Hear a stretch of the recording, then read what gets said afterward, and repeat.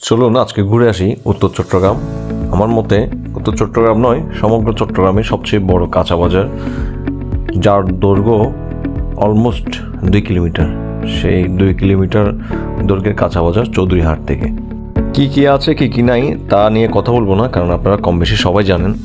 কাঁচা বাজারে সাধারণত সব ধরনের সবজি পাওয়া যায়, তবে ডিফারেন্ট কিছু জিনিস এখানে আমি দেখেছি। তার মধ্যে হচ্ছে টক ফল, যেগুলো সাধারণত বর্তমানে নাই বললে চলে। আপনারা এই ভিডিওতে টক ফলটা দেখতে পাবেন, এই যে লাল কালারের টক ফলগুলা। শীতকালীন সবগুলো সবজিরই প্রসা সাজিয়ে বসে আছেন দোকানিরা ক্রেতার উদ্দেশ্যে। যেহেতু এই মাত্রই বাজারের কার্যক্রম শুরু হচ্ছে, তাই ক্রেতা আপাতত কম। প্রতি রোববার এবং বুধবার মূলত চৌধুরীহাটে বাজার বসে। এখানে গড়ে প্রতি বাজারে 15 থেকে 20 লক্ষ টাকার শাকসবজি এবং মাংস থেকে শুরু করে, অর্থাৎ বাজারে যে সমস্ত পণ্য ওঠে সেই সমস্ত পণ্যগুলো বিক্রি হয়। বাজার বার, অর্থাৎ যেদিন বাজার বার রবিবার এবং বুধবার, সেদিন গড়ে 400 থেকে 500 দোকানি তাদের সবজি বিক্রি করতে চলে আসে এই বাজারে। শুধু সবজি নয়, মূলত এখানে চাল থেকে শুরু করে ডাল থেকে শুরু করে আপনার বিভিন্ন ধরনের সবজি, শুটকি, সাথে বিভিন্ন জাতের চারা, সাথে পেঁয়াজ, রসুন, আসলে কিনেই এই বাজারে মূলত আপনি সব কিছুই পাবেন এই চৌধুরীহাট বাজারে। এই চৌধুরীহাট বাজার কোথায় অবস্থিত আপনারা হয়তো অনেকেই জানেন, অনেকেই জানেন না। এই চৌধুরীহাট বাজার হচ্ছে চিকনডন্ডি ইউনিয়ন, হাটহাজারী উপজেলায় অবস্থিত। খুবই বিখ্যাত এবং খুবই প্রসিদ্ধ একটা বাজার।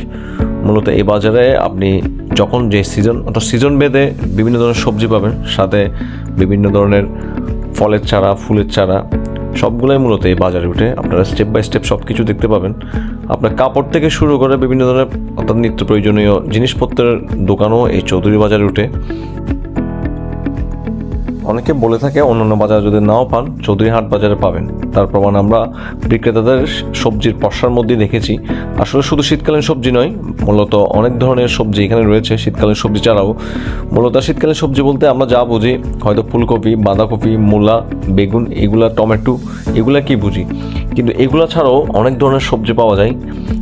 আপনাদেরকে আমি মোটামুটি বাজারটা ঘুরে দেখাচ্ছি এদিক সেদিক, এবং বিভিন্ন পণ্যের অর্থাৎ বিভিন্ন বাজারের যে দর, অর্থাৎ বিভিন্ন সবজির যে দর, সেই দরটাও আপনাদেরকে আমি একটু জানিয়ে দেবো। আমি একজন বিক্রেতার সাথে কথা বলবো, মূলত তার কাছ থেকে জেনে নেব এখানে সবজির দাম কেমন।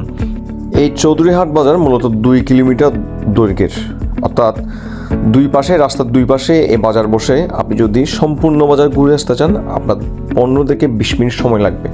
মূলত এই চৌধুরীহাট বাজার আপনি যখন এক পাশ থেকে হাঁটা শুরু করে অন্য পাশ দিয়ে শেষ করতে যাবেন, আপনার 15 থেকে 20 মিনিট সময় লাগবে।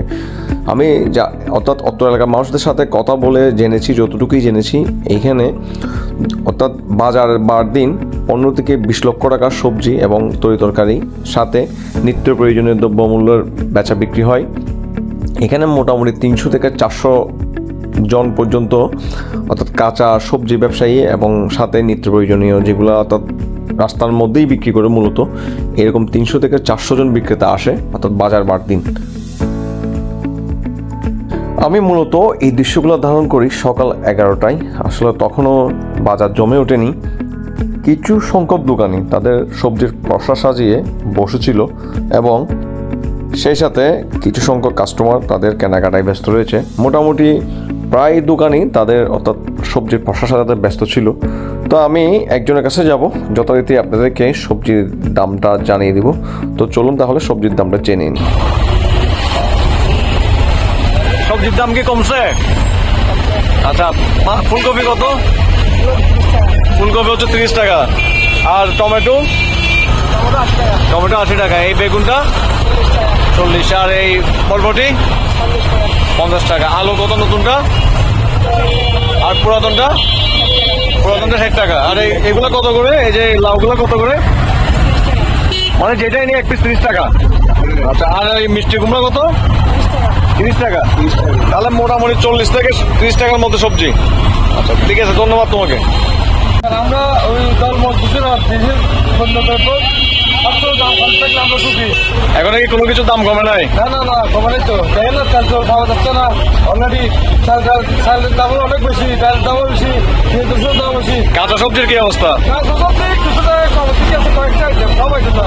এই জায়গায় সব কিনলাম 70 টাকা শশা কিরকম 70 টাকা ধরে কম কোথায় ওই কিছু বাজার করে কিছু কম আর কি কয়েকটা আছে এবার যে আলুর দাম 70 টাকা হয় আসলে এগুলো কি দেখ না অনেক দাম এগুলো কমান যেভাবে হোক আমরা মশাইটা আমরা দেশে সব নিত্য প্রয়োজনীয় কম সবকিছু শান্তি শৃঙ্খলায় আমরা যারা মুসলিম মানুষ আছে সবাই তো সুস্থ কাটাতে পারে সেটা চাই। ঠিক আছে, ধন্যবাদ।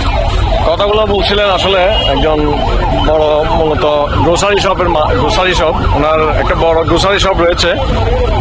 উনি আসলে নিত্য প্রয়োজনীয় দ্রব্যমূল্যের দাম নিয়ে অসন্তোষ প্রকাশ করেছেন। আসলে সরকারের প্রতি ওনার অনুরোধ হচ্ছে যাতে মানে নিত্য প্রয়োজনীয় দ্রব্যমূল্যের দাম কমে, যেমন চাল, ডাল, তেল সহ অন্যান্য আইটেমগুলোর। যদিও কাঁচা সবজির দাম কিছুটা কমেছে, তবে স্বস্তিদায়ক নয় বলে মনে করছেন উনি। যদিও সবজির দামে কিছুটা স্বস্তি প্রকাশ করেছে, তবে নিত্য প্রয়োজনীয় অন্যান্য দ্রব্য যেমন চাল, ডাল, তেল ইত্যাদি দাম বেশি হওয়ায় আসলে মানুষের অসন্তোষ ছিল। সেই সাথে একটা কথা বলতে চাই, চৌধুরীহাট বাজারে মূলত সবজি নয়, এখানে বিভিন্ন জাতের ফলমূলের চারাও পাওয়া যায়। সেই সাথে পান সুপারির পশা তো অবশ্যই থাকবে। আসলে আমি বিগত কয়েকদিন যতটুকু পর্যালোচনা করে বুঝতে পেরেছি অন্যান্য বাজারের চেয়ে চৌধুরীহাট বাজারের সবজির দাম কিছুটা কম। তবে চৌধুরীহাট বাজারের সবচেয়ে আমার যে জিনিসটা ভালো লেগেছে, এই বাজারের প্রায় দোকানের সবজি খুবই ফ্রেশ, খুবই সতেজ ছিল। সেই সাথে দামের তফাৎ তো আপনাদেরকে আগেই বলেছি। আসলে এক বিশাল একটা বাজার, মূলত 2 কিলোমিটার বাজার, 2 কিলোমিটার দৈর্ঘ্যের বাজার এটা। আপনারা আসলে যে কোনো এক সময় হয়তো সুযোগ পেলে এই বাজার থেকে ঘুরে আসবেন। এই বাজারে সবজির দাম অন্যান্য বাজারের চেয়ে অনেক কম। সেই সাথে সতেজ এবং ফ্রেশ সবজি পাবেন এখানের মূলত সবজি আসে আশেপাশে এলাকা থেকে, বিশেষ করে ফটিকছড়ি, হাটহাজারী বিভিন্ন এলাকা। মূলত হাটহাজারী এবং ফটিকছড়ির বিভিন্ন এলাকায় সবজির চাষ হয়ে থাকে, অর্থাৎ হাটহাজারী এবং ফটিকছড়ির বিভিন্ন এলাকা বলতে বিভিন্ন ইউনিয়নে। তার মধ্যে বিখ্যাত কিছু জায়গা রয়েছে, আমি আপনাদেরকে সেই জায়গাগুলো সংক্ষেপে একটু বলি। মূলত ফটিকছড়ি কাঞ্চননগর এরিয়া, সুন্দরপুর এরিয়া সবজির জন্য খুবই বিখ্যাত। তার মধ্যে হাটহাজারীর আপনার ধলই এলাকা এবং মাদার্শা এলাকা সবজির জন্য খুবই বিখ্যাত। মূলত নদীর তীরবর্তী এলাকাগুলো সবজি চাষের জন্য খুবই উপযুক্ত একটা জায়গা হওয়ায় এখানে সবজির আবাদ হয় বেশি, সে সাথে ফলন হয় বেশি এবং এই এলাকার সবজিগুলোর স্বাদও বেশি। মূলত চৌধুরীহাট বাজারে আশেপাশে এলাকা থেকেই সবজি আসে, সাথে সীতাকুণ্ডের কিছু সবজি আসে বলে আমাদেরকে জানিয়েছেন বিক্রেতারা। তো আজকের ভিডিও কেমন লেগেছে আমাকে কমেন্ট করে জানাবেন, আমাকে আপনাদের অনুভূতি জানাবেন। আমার চ্যানেলটা সাবস্ক্রাইব করবেন, আমাকে সাপোর্ট করবেন। যারা আমার ভিডিও দেখেছেন তাদের প্রতি কৃতজ্ঞতা প্রকাশ করছি। ভালো থাকবেন, সুস্থ থাকবেন। আসসালামু আলাইকুম।